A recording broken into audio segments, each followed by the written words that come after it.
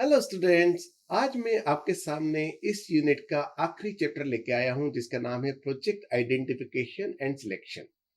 Project identification and selection जो है एक बहुत ही ज़्यादा इम्पोर्टेंट प्रोसेस है जो कि हमको बताती है कि हमारे ऑर्गेनाइजेशन का पोटेंशियल प्रोजेक्ट कैसा लेना चाहिए, सच दैट कि वो हमारे ऑर्गेनाइजेशन के ऑब्जेक्टिव्स को बढ़ाए और उनको फुलफिल भी करे, और जो हमारी रणनीति है, स्ट्रेटेजी है हमारे ऑर्गेनाइजेशन की, उसको भी फुलफिल करे। अब ये जो प्रोसेस है इसमें हमको बहुत सारी चीज़ें देखनी पड़ती हैं। देखना पड़ता है कि प्रोजेक्ट की फिजिबिलिटी क्या है या प्रोजेक्ट की प्रायोरिटी क्या है। अब ये सब जो है हम अपने उस पे देखते हैं कि हमारे पास अवेलेबल रिसोर्सेज क्या हैं और प्रोजेक्ट से होने वाले फायदे हमारे पास क्या हैं, और इसका अलाइनमेंट हमारे ऑर्गेनाइजेशनल गोल के साथ क्या है। अब हमारे जो प्रोजेक्ट मैनेजमेंट की जो प्रोसेस है, इनिशिएशन प्रोसेस, वो उसको हमको सबसे पहले इसमें लगाना पड़ता है।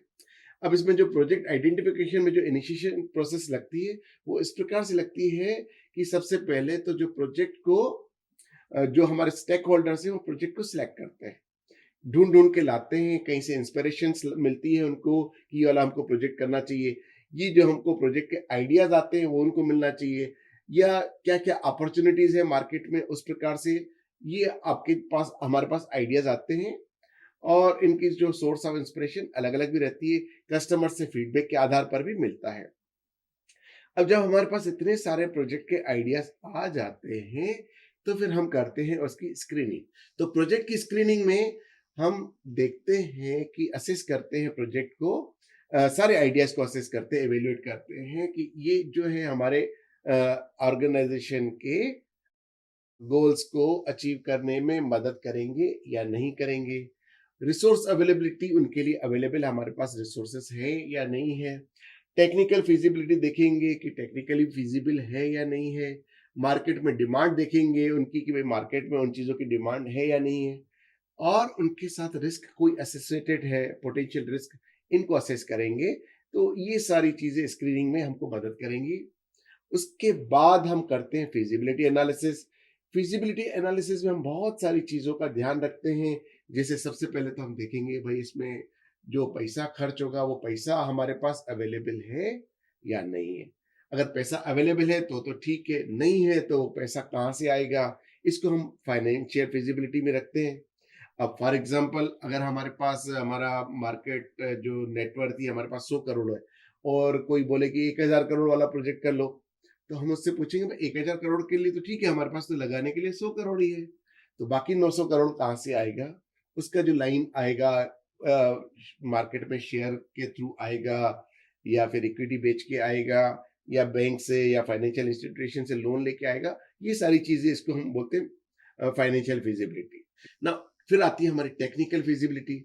अब टेक्निकल फिजिबिलिटी में अभी हम बना रहे हैं, फॉर एग्जांपल हम लोग इस बिजनेस में हैं कि हम कंज्यूमर प्रोडक्ट्स बना रहे हैं, और कोई बोले भाई हमको तो अपना रॉकेट बना के दे दो, तो रॉकेट कैसे बनाएंगे, है ना। तो टेक्निकली फिजिबिलिटी देखनी पड़ेगी कि रॉकेट बनाने के लायक हमारी फैक्ट्री अवेलेबल है या नहीं है, या हमारे पास उतना मैन पावर अवेलेबल है या नहीं है। तो ये टेक्निकल फिजिबिलिटी यानी जो हमारा कोर बिजनेस है उसी को देखते हुए हमको करना पड़ेगा। फिर हम देखेंगे ऑपरेशनल फिजिबिलिटी, कि ऑपरेशनल फिजिबिलिटी हमारे पास उतना लैंड, रिक्वायर्ड लैंड अवेलेबल है या नहीं है, जो भी हमारे पास प्रोजेक्ट आ रहा है। तो ऑपरेशनल फिजिबिलिटी देखेंगे कि हम उसको अपने कारखानों में बना पाएंगे या नहीं बना पाएंगे, तो ये एक चीज आ गई। फिर आती legal legal formalities, regulatory bodies की, कि हमको जो प्रोडक्ट बनाने के लिए आइडियाज आ रहे हैं, कोई बोलेगा आपको तो सब कोकीन बना के दे दो। अब कोकीन बनाना शुरू करेंगे हमारे प्रोजेक्ट पे, तो वो तो प्रतिबंधित दवा हो गई, प्रतिबंधित दवा हो गई तो हम उसको नहीं बना सकते। तो मार्केट रेगुलेटरी बॉडीज जो अलाउ करेंगे वही प्रोजेक्ट हम लेंगे। तो स्क्रीनिंग के बाद जो फिजिबिलिटी एनालिसिस में हम ये सारी चीजें देखते हैं, financial feasibility, technical feasibility, operational feasibility और रेगुलेटरी बॉडीज की फिजिबिलिटी, वो सारी चीजें देखनी पड़ती है। अब ये सारी चीजों के बाद हमारे पास जो प्रोजेक्ट स्क्रीन होके आते हैं, फिर हम उसको प्रायोरिटाइज करते हैं। कि प्रायोरिटाइज में देखते हैं कि इसमें कोई कंस्ट्रेंट तो नहीं है, रिसोर्स कंस्ट्रेंट तो नहीं है हमारे पास, या हमारा जो है, जो हमारा एक्चुअल गोल है वो अचीव होने में ये डिविएट तो नहीं हो जाएगा, पथभ्रष्ट तो नहीं हो जाएगा, वो सारी चीजें देखनी पड़ती हैं। ठीक है ना। रिसोर्स कंस्ट्रेंट तो नहीं आएंगे, या जो बेनिफिट है हमारे, वो एंटिसिपेटेड बेनिफिट हमको मिलेंगे या नहीं मिलेंगे, उस आधार पर हम सारे प्रोजेक्ट की रैंकिंग करते हैं। और अर्जेंसी देखेंगे कि कौन सा प्रोजेक्ट अर्जेंट है। जैसे कोरोना काल में वैक्सीन बनाने का प्रोजेक्ट अर्जेंट था, तो जो कंपनी वैक्सीन बनाती थी तो उसने वैक्सीन बनाने का काम सबसे अर्जेंट पे लिया।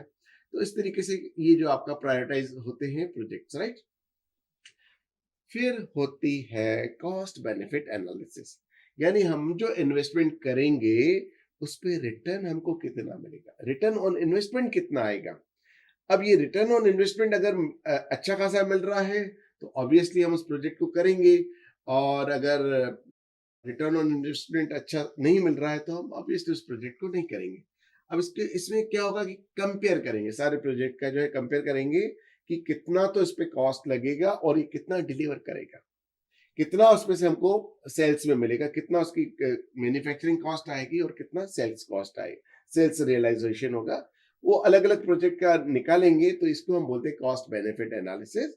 हर प्रोजेक्ट का कॉस्ट बेनिफिट एनालिसिस बनेगा, फिर उसका कंपैरिजन चार्ट बनेगा, उसमें जो टॉप पे आएगा ऑब्वियसली हम उसी को करेंगे। सिलेक्शन में, सिलेक्शन हम उसी को सिलेक्ट करेंगे जो इन सारे मापदंडों पे खरा उतरेगा, ठीक है ना। हमारा ऑर्गेनाइजेशन घाटा खाने के लिए तो हम नहीं बैठे हैं, तो हमारा जो स्ट्रेटेजिक गोल है वो अचीव हो रहा है, कंपनी को बेनिफिट हो रहा है, देश को भी बेनिफिट हो रहा है, तो ये सारी चीजें हम उसको देख के उसके हिसाब से उसके बाद ही सिलेक्शन करते हैं।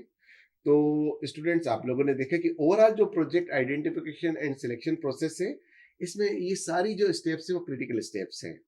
ये हमारी मैनेजमेंट प्रोसेस में, कि लाइक इसको हम बोलेंगे कि बिना इवेल्युएट करना, पोटेंशियल प्रोजेक्ट्स को इवेल्युएट करना, फिर इनको स्क्रीन करना, फिर उनको सिलेक्ट करना, ऐसे प्रोजेक्ट को सिलेक्ट करना कि हमारे ऑर्गेनाइजेशन गोल को अचीव कर पाए और हमारे प्रॉफिट्स को मैक्सिमाइज कर पाए। तो इस प्रकार से अगर हम इन प्रोजेक्ट को सिलेक्ट करते हैं तो हमारे प्रोजेक्ट के सक्सेस होने का चांसेस बहुत ज़्यादा होता है, और हमारे ऑर्गेनाइजेशन के जो आउटकम्स होते हैं वो भी डिजायर्ड वैल्यू होते हैं। सो स्टूडेंट्स, आज के लिए इतना ही।